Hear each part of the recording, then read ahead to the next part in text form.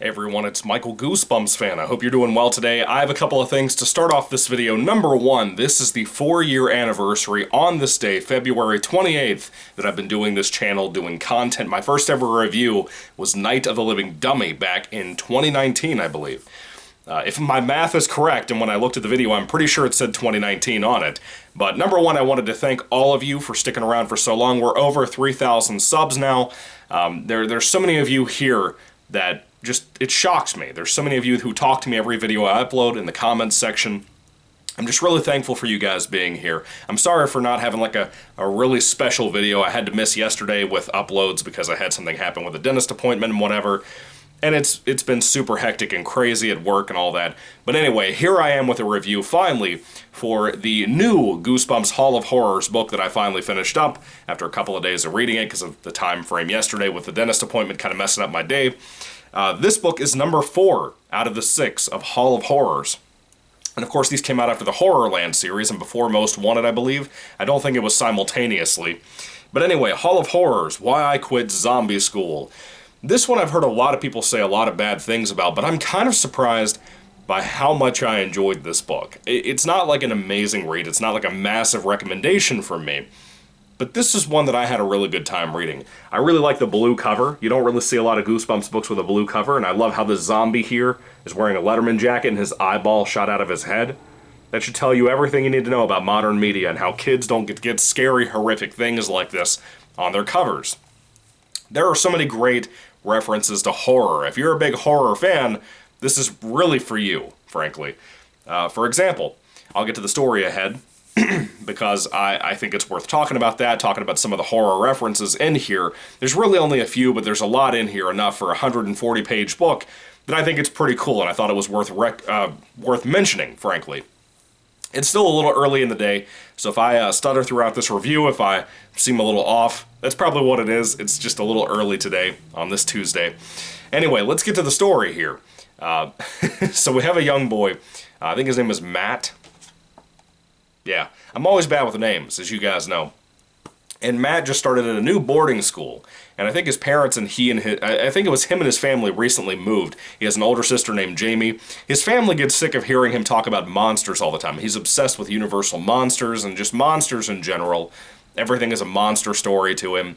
It's kind of one of those types of kids that they put into this book here, and I really love that about it because I can kind of relate to people like Matt, or to kids like Matt, when I read Goosebumps books or anything that have a character like this. Because it was basically me when I was a kid. I loved Dragon Ball Z, I loved Star Wars, but I also loved Michael Myers, Jason, and Freddy. I was a big fan of all of them, you know, growing up on all that stuff. It was just as important as, like, Toy Story to me when I was a kid, right? And I've talked about that over and over again. I don't need to cover that again. But I can immediately relate to this kid, Matt. And I never went to a boarding school, though. He did. And when he gets to this one, it's a little weird. It's called Romero Academy. Yes, as in George Romero. Yes, as in the creator of Night of the Living Dead and the Dead Trilogy, or whatever you want to call them. There's really more than just the trilogy now. There's like Diary of the Dead, a lot of things that he was involved with. He wrote part of a book and then he died. You know, Romero was awesome, man. I love the guy. He created Creepshow. Romero's the bomb, dude. But this being Zombie School, in nickname only by our main character, you know, it's Romero Academy, which is pretty cool. It has a principal there named Mr. Craven. Yes, like Wes Craven, like the creator of Nightmare on Elm Street. I thought that was pretty cool, too. There might be some other references in here that I didn't pick up on, but there were certain things that seemed like they were a reference to this, like Frankenstein, for example, or to something over here like Green Mile. Yes, Green Mile seems to get a very small nod. A very small nod. There's a lot of cool stuff in here like that. If you're a big horror fan like myself, and if you're reading Goosebumps, you probably already are, there's a lot of cool stuff like that in here for you. So I appreciated that.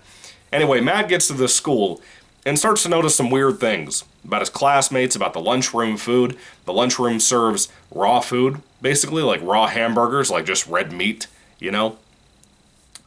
Eggs that aren't cooked all the way, sometimes they're not even cooked. You have a lot of weird things he starts to pick up on. And he's there for about 2 weeks, kind of scrounging around trying to, you know, make friends and whatever. But within the first few days, he finds out with a girl named Franny that he talks to. that apparently the school is very different from what his old school was like, and apparently they might be the only kids that are actually alive in this school. He noticed over time, just the first hour of being there, there were some horrific things. He saw a group of kids eating a squirrel from a trash can. And that was horrifying. It was a dead squirrel, too, which was even more weird. But eating a squirrel alive would have been horrific, but eating a dead one, it's even more gross. Just the rot and ruin of it. Ugh, it's sick. Anyway, he notices things like that. He notices that the kids are very slow. They stumble around. They bump into walls. They kind of bump into each other sometimes when they're walking in the hallways side by side. He notices weird things like that, and he thinks, you know, there's something wrong here. And throughout the book, this is where things got kind of gruesome. There's a lot of horrific stuff in here. One in particular called the one-way bungee jump. I'm not going to tell you what it is, but that was horrific. There are moments in here like that scene that are truly horrific, that really bring the book into this fun light. As gruesome as Why I Quit Zombie School can be, it has a lot of really gruesome moments that to me really made the book for people like me. Again, it's not like an amazing read. It's not like a super big recommendation for me. If you like zombies, you're not getting a whole lot of like zombies eating people stuff in this book. The idea of our main character and his friend Franny being the only ones who are actually alive and kind of pretending that they're alive, that's pretty cool. There's some things that I would have never thought of that Stein did in this book. Like whether you have a heartbeat or not, whether you have warm skin and one of these things happens to touch you. There's some really clever things like that in this book that I enjoyed a lot.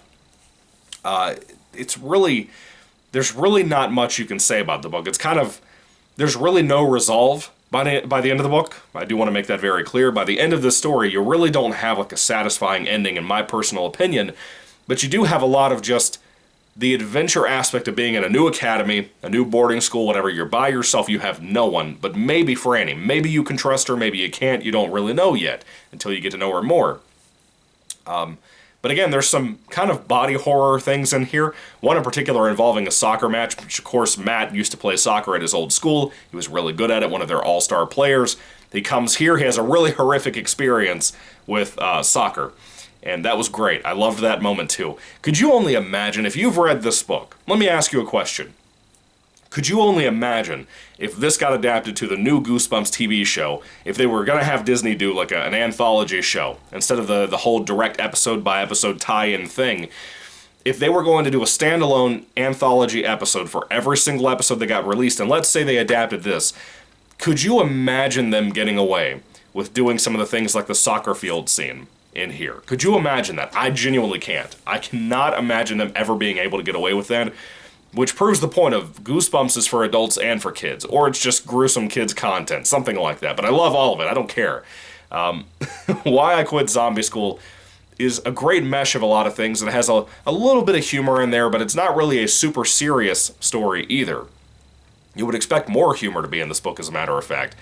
But our main character, Matt, pretty smart kid in my opinion. Some of the things he chooses to do, I think he had good ideas, in my opinion. There's some smart things that, again, I would have never thought of, and I give Matt credit and I give Stein credit for that. With all that being said, though, I really don't have a whole lot to say about Goosebumps Hall of Horrors, Why I Quit Zombie School, number 4. It's a good read. It's a fun read. I'm kind of surprised by what seems to be a lot of people kind of downplaying this book. I'm not really sure what to call it. It seems like I'm more of a fan than a lot of people that I've talked to in the comment sections of some of my previous videos and reviews for the Hall of Horror series. But with that being said, I like it. I like it better than the other GYG, Give Yourself Goosebumps, Choose Your Own Adventure book called Zombie School. I think it's way better than that from what I remember of that one. Again, I know I read it like 4 weeks ago, 5 weeks ago, but it's already kind of deleted itself from my brain. Some things happen like that. The older I'm getting, the more frequently that happens to me.